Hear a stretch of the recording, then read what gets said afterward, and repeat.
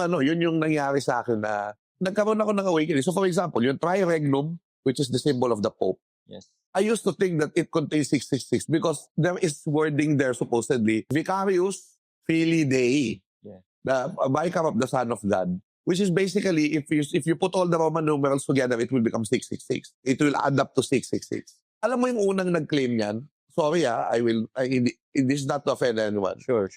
Ang unang nag-claim yan is the founder of the Seventh-day Adventist, Ellen Goldwhite. If you put Ellen Goldwhite in Roman numerals, it's also 666. So, not to offend you, but it's na-convert to Catholicism. Yung babae yun, ano siya, Filipino-German This is my friend, Rafael Ibarra. Oo. Catholic na siya ngayon. Medyo straight question. Yes. May plano ka bang, siyempre tanong din yan It's a discernment. Discernment. For now, meron pa rin akong doubts kung magiging Catholic ako. So may mga questions pa din ako. But ako nga, parang ayoko kasi maging rigid about it. Okay. That's why I attend Catholic masses because I love the liturgy. I love the liturgy. At yun yung kulang minsan sa ibang services Kasi sana hindi naman magalit sa akin yung mga kaibigan natin. Pero the Catholic Mass has prayers that came from the apostles. Right. Diba? It's a 2,000-year-old link to the past. So, dahil historian ako, napakahalaga sa akin nun. And nafe-feel ko yung connection. Now, we can all have debates na tumalikod ng simbahan after some time and all of that. But ako parang na-appreciate ko yung liturgy and I have great respect for it. So, ayun, I participate. I sing the songs, which also relates to my own faith. So I do not want to be rigid about it. I just want to have a spiritual. I'm not perfect, definitely not perfect, but I still want to have a spiritual experience. Yeah. Kasi I'm sorry if I'm talkative now, Sure. But there's a lot of things that running in my mind now. For example, yung sinasabi ni Fulton Sheen na divine sense of humor, it's not really humor, ha. But there's a lot of the humor kasi is when you substitute the meaning of a thing and it doesn't become literal. Yes. Meron siyang parang another meaning. So for example, pag sinabi mo na, 'di ba parang kasi 'di ba ganun yung pan 'di ba? Iba yung sinasabi mo, iba kang sinabi, pero iba yung meaning. Tama. 'Di ba? So, yung for example, in the Holy Mass, 'di ba kino-consecrate yung host and it becomes the body and blood of Christ. Yeah. Of course, in the belief of the Catholic, it's the actual body and blood of Christ. That's divine sense of humor. This is a bread. You see a bread, but it's not a bread. It's the body and blood of Christ. So, you see a lot of symbolism na napaka-meaningful. I mean, of course, hindi symbolism sa inyo yun. For me, as still I'm a Protestant, it's symbolism siya.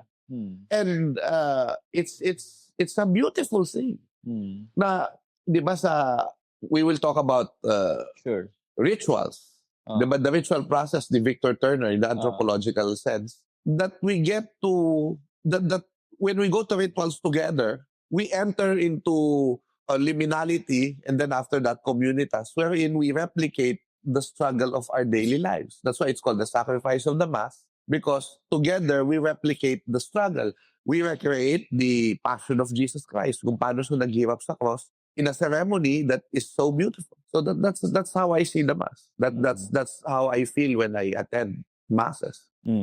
Sabi mo, hindi ka lang nagtitake ng communion. Yes, because I'm not yet Catholic. Yeah. Not yet.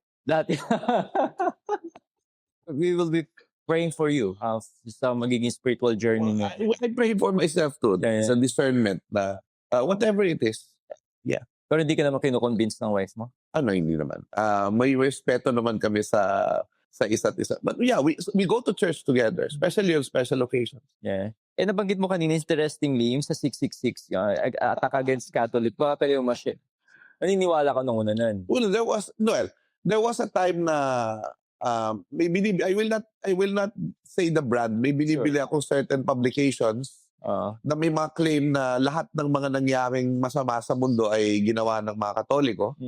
No? The rise of Islam was orchestrated by the Pope. Yung mga gano'n, that si yung diktador na painter galing sa Bavaria, no? The painter from Bavaria, hindi ko pwedeng banggitin kasi baka ma-censor ka, no? Ay padala ng simbahang Katolika, ng mga Jesuits, gano'n, no? Si Vladimir Lenin ay padala ng mga Jesuits, alam mo yun, na papaguluhin ng Russia.